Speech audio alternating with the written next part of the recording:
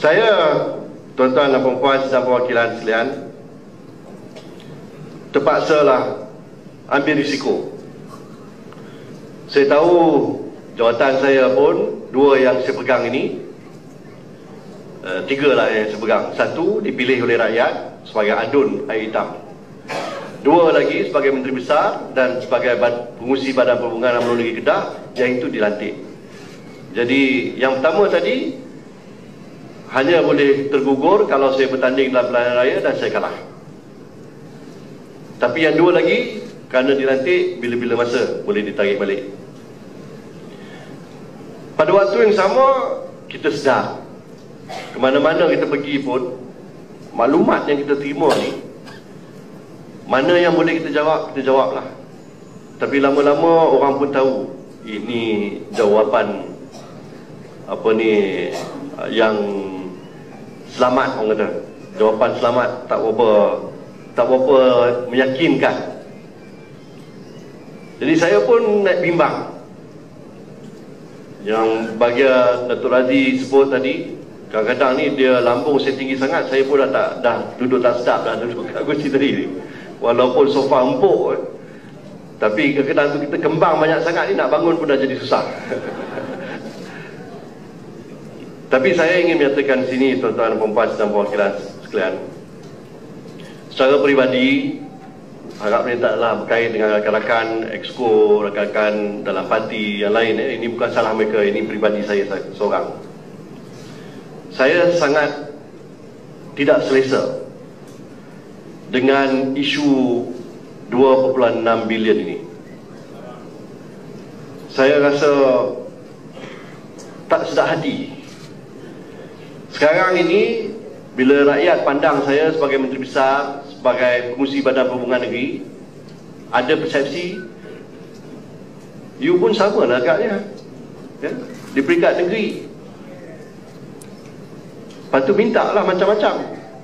Kalau dah macam itu, kenapa program-program kami tak ada duit? Ataupun kurang? Ataupun lambat? Tentu ada banyak sumber. Saya pula jadi sumber salah. Sebab benda ni dah terbuka, saya tak cakap pun orang dah tahu. Bukan setakat dalam negara saja, tuan-tuan dan puan-puan. Berita ni mula-mulanya bocor di luar negara, dalam akhbar asing, bukan ni akhbar kita, bukan dalam media kita pun. Daripada akhbar asing, bayangkan, orang luar boleh laporkan mengenai apa yang berlaku dalam UMNO. Begitu nak ambil tahu dia mengenai urusan UMNO itu, berkait dengan keuangan kita, kat mana kita nak letak muka? Bila awalnya kita menidakkan, kemudian bila dah keluar laporan daripada SPRM, kita mengiyakan pula. Saya tak tahu macam mana nak jawab perkara ni. Dan jumlahnya begitu banyak.